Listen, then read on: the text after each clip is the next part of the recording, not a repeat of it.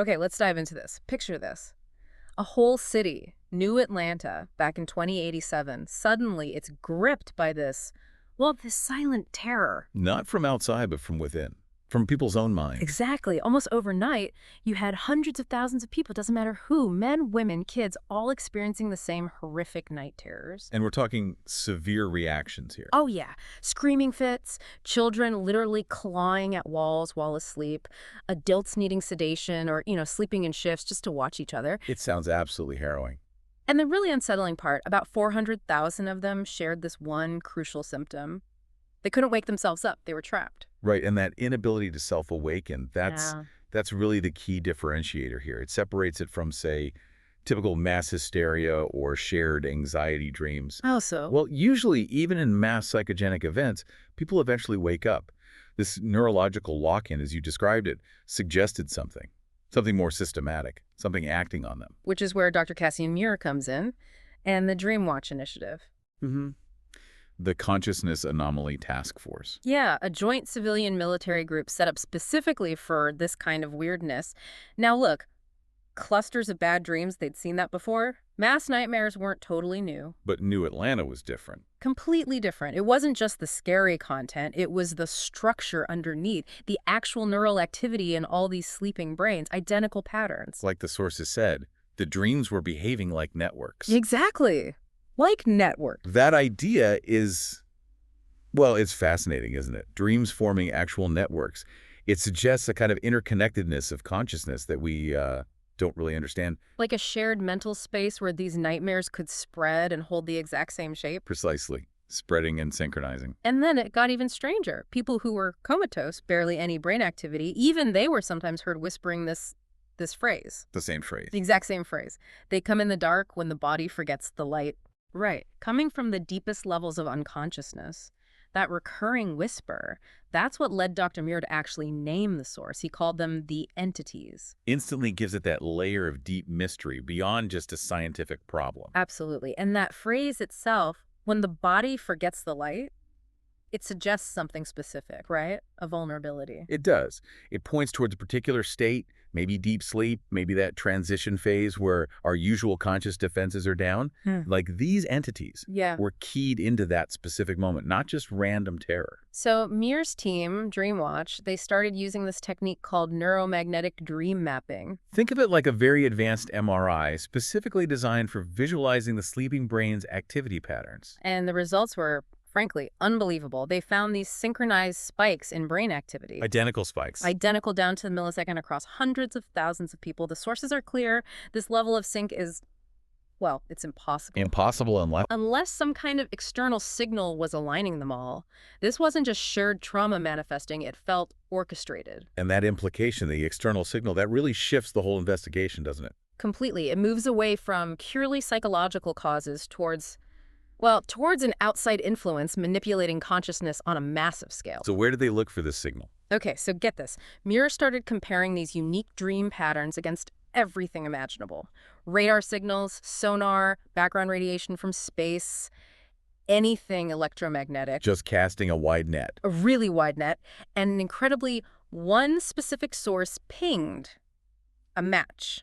Pulsar X993A. A pulsar, like the spinning neutron star. Exactly. The collapsed core of a giant star, this one about 600 light years away. It had been found back in 2068. Okay. And it was known to emit these energy bursts at a very specific frequency, 31.1 hertz. At the time, astronomers just thought, interesting, a harmless cosmic blip. But clearly not so harmless. It's quite something, isn't it? That a dead star, light years away, emitting this frequency. To somehow resonate with the human brain? Yeah. It's a massive leap. Especially when you consider how little we truly know about the depths of consciousness. It's uncharted territory. The situation was desperate, though. People were trapped in these nightmares.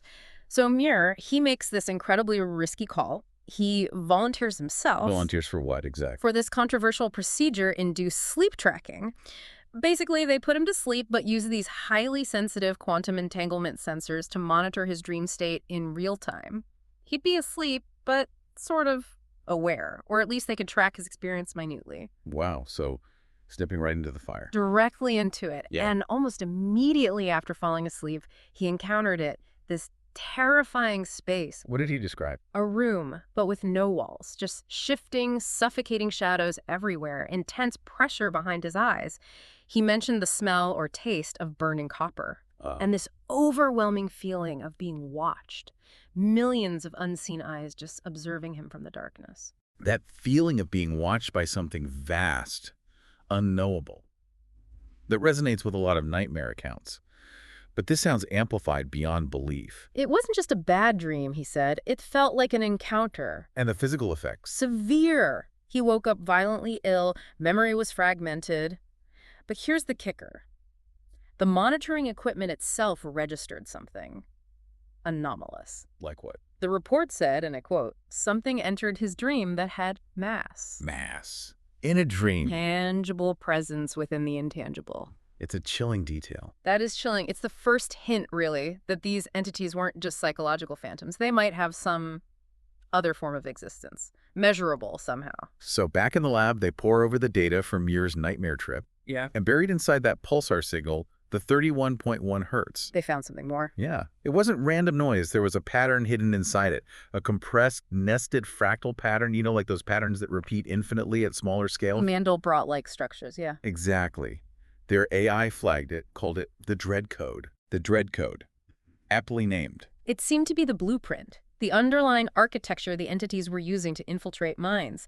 They were exploiting our own fears, our dreams, as the entry point. So not just random terror, but targeted, using fear almost like a key. Or like currency, the sources suggested.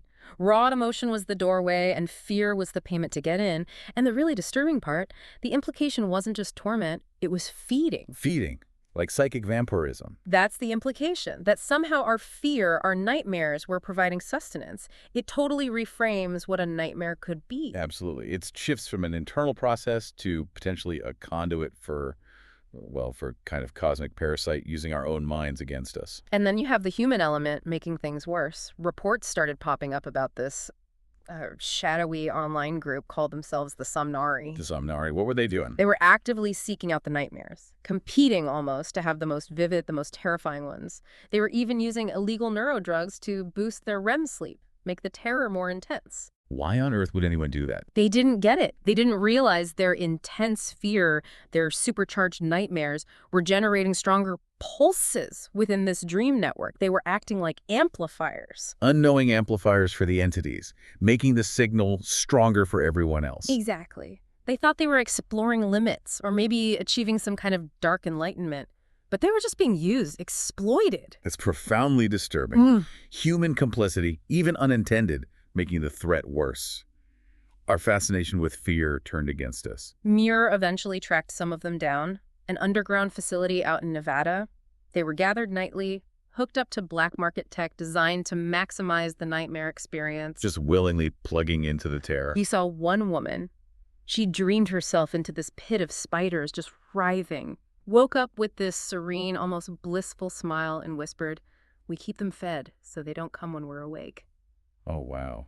A twisted kind of appeasement, trying to negotiate with it by feeding it. Horrifyingly misguided, yeah. It just shows the level of fear and helplessness these entities created, people trying anything to feel some control. It highlights that human need to understand, even bargain with the incomprehensible, no matter how self-destructive. Of course, the military had a more direct approach. Project Vigil. Right, I read about that. Weaponized dream agents. Yeah. Trained lucid dreamers, basically, equipped with neurointerrupters, sent into the shared nightmare network to fight back. How'd that go? Badly. Only one agent made it back. And his report, deeply unsettling. What did he say? He described this void between minds, a space literally stitched together from pure horror. He said the entities didn't have a single form. They were like fragmented data clusters, built from the sum total of human fears. Fragmented data, built from our fears. And his terrifying conclusion was, we created them, every bad dream, every panic attack, every scream that went unanswered. There are shadow selves grown sentient, and they're hungry. Wow. So not entirely external invaders, maybe something amplified from within us. Our collective dark side, weaponized. It blurs that line, doesn't it, between the external threat and our own internal monsters. It really does. A profoundly unsettling thought. But Muir's team kept digging into the pulsar, X993A, and they found the most shocking thing yet. More shocking than sentient shattered selves. Get this. The pulsar wasn't broadcasting to us. It was receiving. Receiving? Receiving what? Our nightmares, our fear. The entities, they weren't aliens and ships coming here. They were exiled. Exiled. Consciousnesses forcibly ejected into space, possibly eons ago, by some other civilization. A desperate act, hoping no other minds would ever accidentally tune into their unique quantum frequency. And we just stumbled onto the frequency. Exactly. Our dreams, our raw emotions just happened to resonate. We weren't invaded. We accidentally tuned into this ancient, banished consciousness and became their food source. That adds this whole layer of cosmic tragedy to it. We weren't attacked. We just picked up a stray signal from psychic castaways. Pretty much. Which led Muir to his final desperate plan, the dream kill algorithm. An algorithm to fight consciousness. A specific neurofrequency tailored to disrupt the entity's architecture within that shared dreamscape, to basically pull the plug on the network. But how do you deploy something like that? That was the problem. Someone had to take it in, go to the deepest level of the network, this place of, unimaginable terror, and release the frequency. A delivery mechanism was needed, a human one. And volunteers, scarce. The risk wasn't just death, it was permanent, irreversible mental shattering. I can imagine, so Muir volunteered, again, but this time it was understood to be a one-way mission. he knew he likely wouldn't come back. The level of sacrifice, it's immense. His final monitored sleep. The reports say it was different. The entities, they somehow recognized him, knew him from his previous intrusion. They recognized him. The oppressive shadows supposedly parted, Right. and one communicated. Not sound, but this palpable vibration behind his eyes. A silent question. What did it ask? You sever the bond and starve your kind. Is that your kindness? Wow. Even facing destruction, it poses this ethical dilemma, a philosophical challenge. And then Muir activated the algorithm, the monitoring equipment registered, well, the dream itself screaming. A psychic shockwave. And Muir? Cassian Muir never woke up. His physical body just ceased functioning hours later. He did it. He severed the bond. It seemed so. His sacrifice appeared to work. That interconnected dream state network, it fractured, collapsed. And the nightmares. Vanished. Globally. People started sleeping peacefully, truly peacefully, for the first time in months. The Samnari just faded away, disappeared back into wherever they came from. And the pulsar, X993A. Went silent. The 31.1 hertz signal just stopped, or at least stopped being detectable in the same way. For a while, it felt like peace, an almost unbelievable peace. A hard-won victory, paid for at a terrible price. Yeah. But a victory nonetheless. For time, yes, a resolution. But there's always a but in these stories, isn't there? There is. 9 months later. 9 months of relative quiet. Then comes this chilling epilogue. Go on. Tokyo. A baby is born. Standard procedure, they record the baby's first cry. Just audio documentation. Okay, normal enough. But one audio technician, maybe still haunted by the new Atlanta stuff, gets curious. Runs a spectral analysis on that baby's cry recording. Okay. Embedded deep within the infant's wail was that same frequency, 31.1 hertz, the pulsar signature. Yeah, in a newborn's cry. And beneath the crying sound, masked by it but detectable by the analysis, a single whispered word. Unmistakable. Let me guess. Hungry. Oh, that sends a shiver down your spine. After everything, after Muir's sacrifice. Exactly. It throws everything back into question. The frequency is back. The whisper is back. Suggesting they weren't entirely eradicated. Or they found another way, a new host, a new connection point. A newborn baby. Perhaps the most vulnerable state of consciousness there is. So we've walked through this terrifying sequence, the city under siege from within, the desperate fight, the ultimate sacrifice. But we end here with that final, haunting whisper from a newborn. Hungry.